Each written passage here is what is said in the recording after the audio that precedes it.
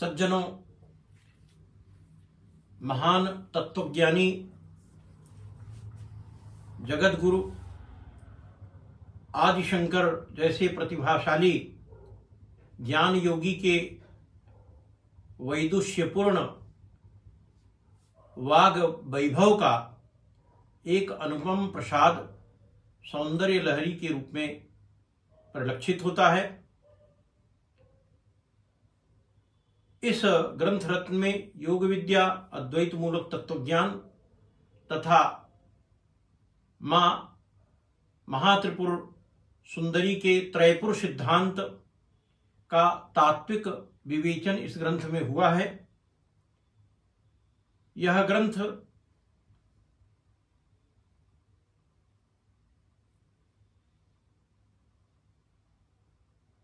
यंत्र साधना की दृष्टि से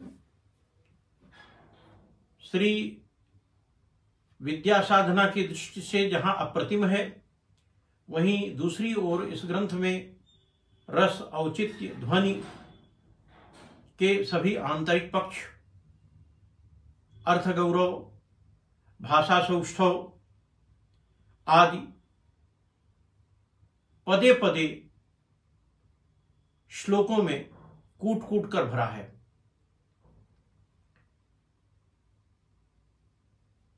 श्री मदाद्य शंकराचार्य जी द्वारा विरचित श्लोकों में यत्र तत्र अनायास ही स्फुटित हुए विविध रस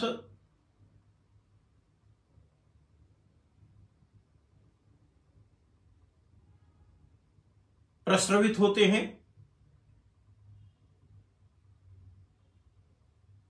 और मां भगवती के अंग उपांगों का लाक्षणिक और सौष्ठव रीति से वर्णन करते हैं। सुधीजन आज उसी सौंदर्य लहरी के 74वें श्लोक को मैं आपके समक्ष परोसने जा रहा हूं। श्लोक कुछ इस प्रकार है। वहत्यम्बस्तम्बेरमदनुज कुंभ प्रकृतिभिः समाबद्धां मुक्तामणिभिरमलां हारलतिकां कुचाभोगो बिंबाधर रुचिभिरन्तः सबलितां प्रतापव्याभिस्रां पुरविजयिनः कीर्तिमिव ते। सज्जनों, इस श्लोक का जो शाब्दिक विमर्श है वह यह है कि हे राजराजेश्वरी महात्रिपुर सुंदरी हिमगिरि सुते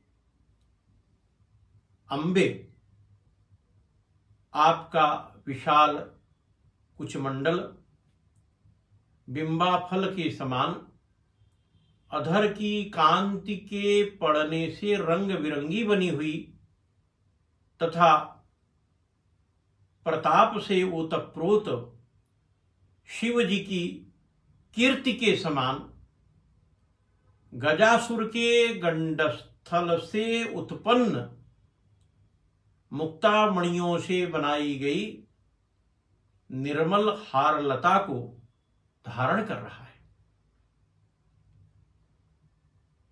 प्रकारांतर से इस श्लोक का भाव यह है कि प्रताप का रंग लाल तथा कीर्ति का रंग श्वेत वर्ण का होता है।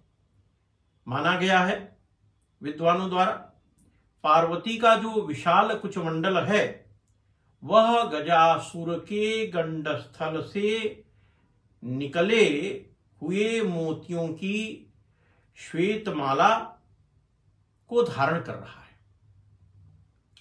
जिस पर बिंबाफल सदृश ओष्ठ की लाल कांति के पड़ने से वह श्वेत माला मुक्ता मणि माला श्वेत रक्त होकर दो रंगों वाली प्रतीत हो रही है, जिससे प्रताप मिश्रित भगवान शिव की कीर्ति का द्योतन सहज ही हो रहा है। सुधीजन, इस श्लोक से जिस श्री यंत्र का निरूपण किया गया है वह त्रिकोणात्मक है। तीनों कोणों पर भगवान शिव का त्रिशूल विराजित है तथा उसके मध्य भाग में ऐं क्लीं सौः यह बीजाक्षर मंत्र टंकित होता है। इस श्री यंत्र को यदि स्वर्ण पत्र पर अभिलिखित कराकर 45 दिन तक लगातार साधक दूध तथा खीर आदि का नैवेद्य निवेदित करते हुए पूजन करें और प्रतिदिन इस श्लोक का 1001 बार आवर्तन करें तथा इस श्री यंत्र को अभिमंत्रित कर प्राण प्रतिष्ठित कर ले तो साधक को यश और श्री की प्राप्ति होती है। वह कभी अपयश का भागी नहीं होता, बल्कि उसके जीवन में सुयश समाविष्ट हो जाता है।